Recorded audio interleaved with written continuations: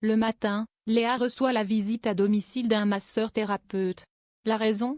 Depuis qu'elle a eu son cancer, elle enchaîne les insomnies.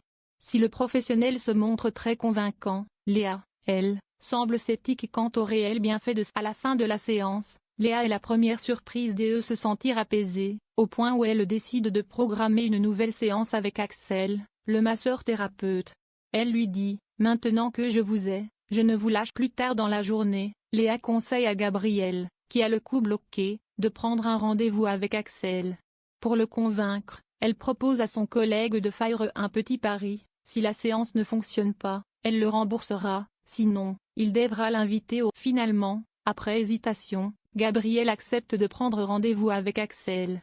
Il l'informe qu'il a accepté de le consulter uniquement pour gagner un pari, ce qui amuse le masseur. Mais contre toute attente, Axel réussit à débloquer le coup de Gabriel. Les deux hommes se promettent de ne... Alors qu'elle boit un café en terrasse, Ariane est interpellée par le nouveau procureur adjoint de Marseille, M. Durieux. Ce dernier lui fait comprendre qu'il a été agréablement surpris par son côté, puis, il propose à Ariane de lui payer son café. Intimidée par le procureur, la jeune femme refuse la proposition, mais ce dernier ne lui laisse pas le choix. Il attrape sa main, puis la caresse. Ariane est troublée par le comportement de... En arrivant au commissariat, Ariane informe Morgane qu'elle se fait docteur-aguer par Durieux. « Je ne le sens pas du tout ce gars, c'est un gros pervers. » Malheureusement, tout comme Idriss et Jean-Paul, Stéphane et non, Morgane pense qu'Ariane se fait. Dans la journée, Durieux annonce à Patrick l'impensable, Ariane se serait permise d'être un peu trop familière avec lui. Il demande au commissaire de faire en sorte que ça ne se reproduise plus. Patrick va-t-il prendre le parti du procureur ou... À l'hôpital, l'état de Steve est toujours préoccupant. Néanmoins, il n'est plus en danger de mort. Esse et Viviane, qui sont au chevet de leur fils, n'ont qu'une seule chose en tête, se venger de Sébastien. Pendant ce temps, Apolline, Zoé Laibi, Jules et Morgane poursuivent leur plan, faire tomber Sébastien.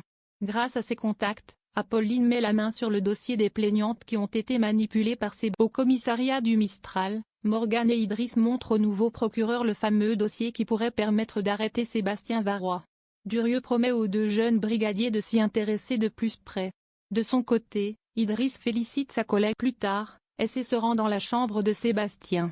Elle attrape la sonnette, puis s'installe à côté de l'homme qui a manipulé son fils. Elle attrape un oreiller, puis tente de l'étouffer, mais ce dernier parvient à se débattre. Esse sort immédiatement de la chambre, consciente qu'elle est allée trop loin. De retour dans la chambre de Steve, Esse confie à Viviane, « J'ai failli tuer Sébastien, mais c'est Steve qui m'a arrêté, j'ai senti sa présence. » Pour garder espoir, les deux femmes se remémorent l'époque où Steve était enfant, et qu'il était inébranlable. Soudain, Steve se réveille. Ses mères lui annoncent que Sébastien est parti en Savoie, et qu'il est donc libre. Mais au même moment, alors que Sébastien s'apprête à quitter la ville, Morgane et sa brigade arrivent pour l'arrêter. Dans la chambre d'hôpital, Viviane reçoit un SMS de Jules l'informant que Sébastien a été placé en garde à vue. Si les deux femmes sont soulagées d'apprendre cette nouvelle, Saint-Ève, quant à lui, totalement démuni.